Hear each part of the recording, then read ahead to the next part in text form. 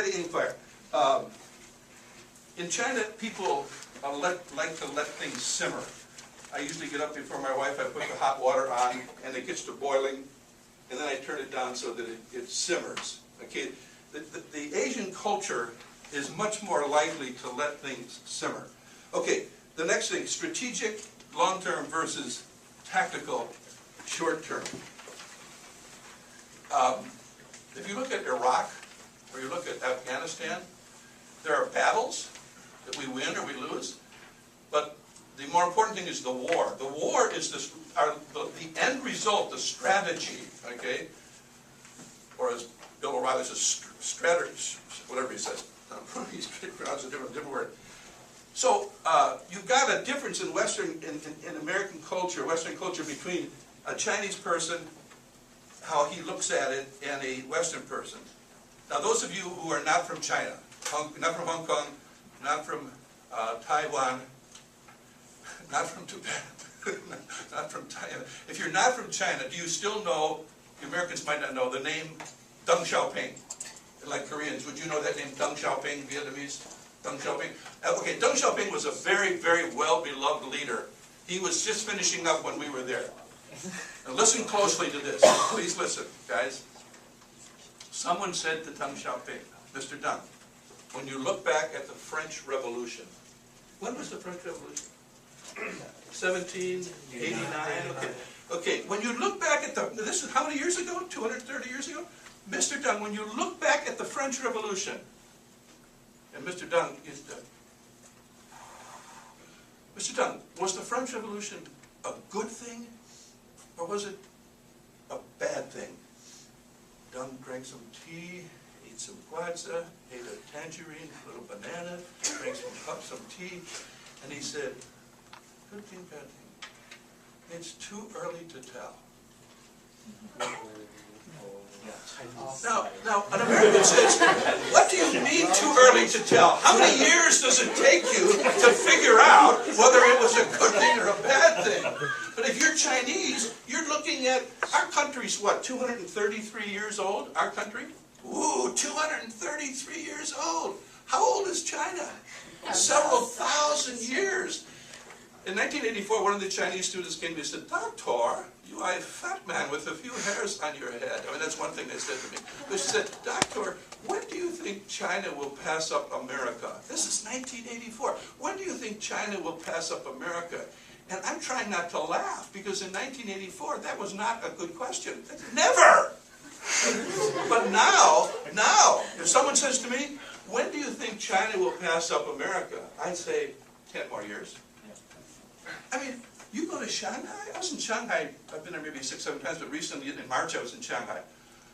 I mean, it's so overwhelming, 20 million people, and I mean, it's just, they have a bullet train that's just as fast as the Japanese bullet train.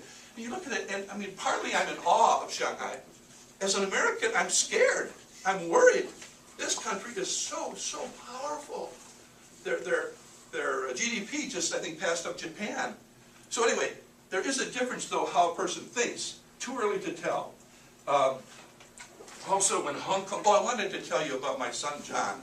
My son, Andy, was here the other night with the Hammond volleyball team. And those Chinese, you should have talked to him, but he'll be back, I suppose. But my son, John, my second son, he's 35. Some of you have my card with the picture. I don't mean to just try to give you a perspective of who he is. My son John is my second son. You know that of the first 20 astronauts, 19 were first children. Of the first 20 astronauts, you can pass these on the back. Of the first 20 astronauts, 19 of them were the first child in the order, in birth order. But of most of the successful fighter pilots in the Second World War, most of them were second children. Third children? Drug addicts, drunks, alcoholics. I'm only kidding. I'm a third child. Third child's like, oh. My brother went to the Wharton School. My older sister was a flirt. She had more boyfriends than you can. And so I come along and say, I wonder what David's going to be like. So third children are, actually, there are two characteristics of third children. Most Chinese have just one child, but third children are sociable and independent.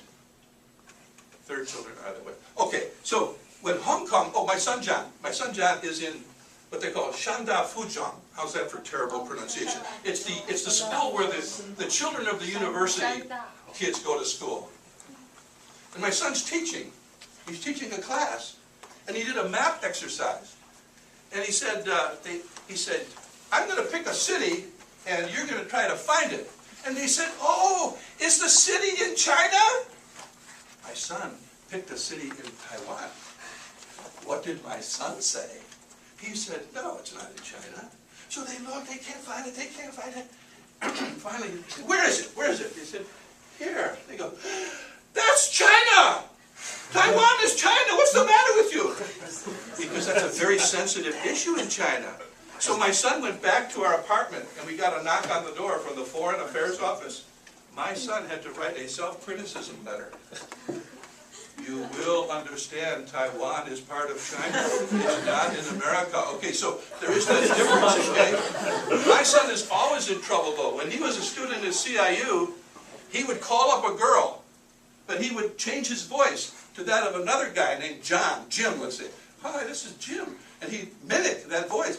Can you meet me in the student center for coffee? Oh, I would be happy to do that. So she goes down there to meet, and the guy never shows up. And because he doesn't know. And then finally, when he finally catches my son, he says, oh, you terrible guy. But my son John lives to, we use the expression, pull your chain. You know that expression? Americans know. Pull your chain means to kind of pull your leg, we used to say.